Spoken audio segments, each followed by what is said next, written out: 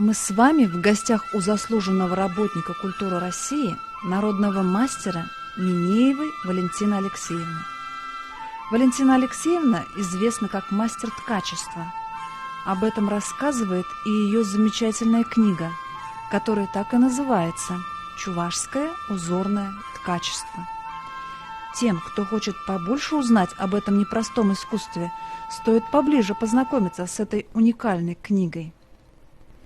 Валентина Алексеевна покажет нам, как повязывали сурбаны в разных этнографических группах Чувашии.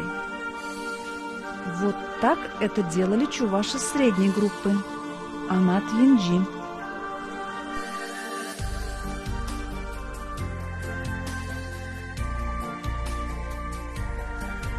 Сверху на сурбан одевали хушпу или повязывали чалму.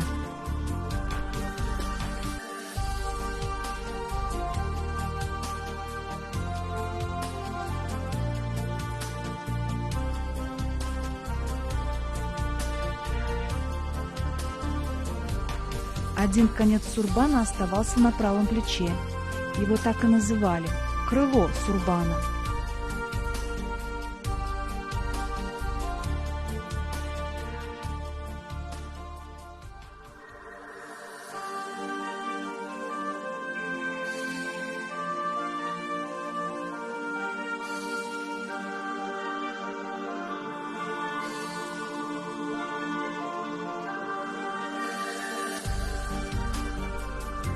Нижний край сурбана прикреплялся к нагрудному украшению – сурбан-щакки.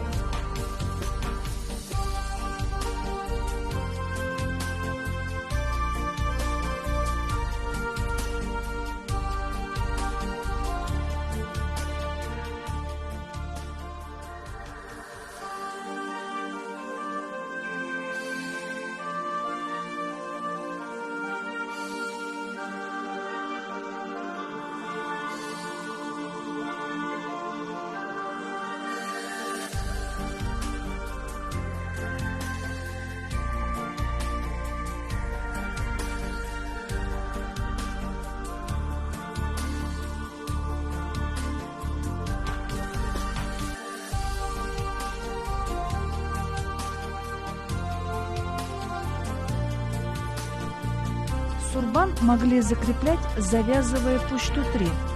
Вот один из способов завязывания пушту-3.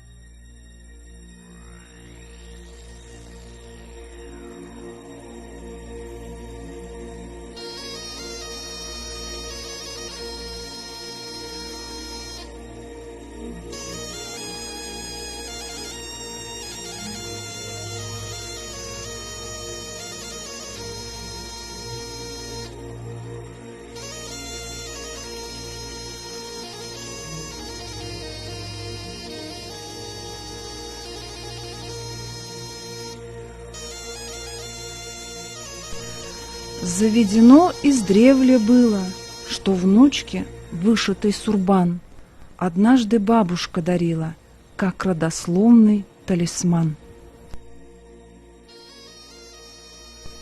Еще один способ повязывания сурбана, так как это делали чуваши верховой группы – тури или верьял. Он крепился с помощью масмака.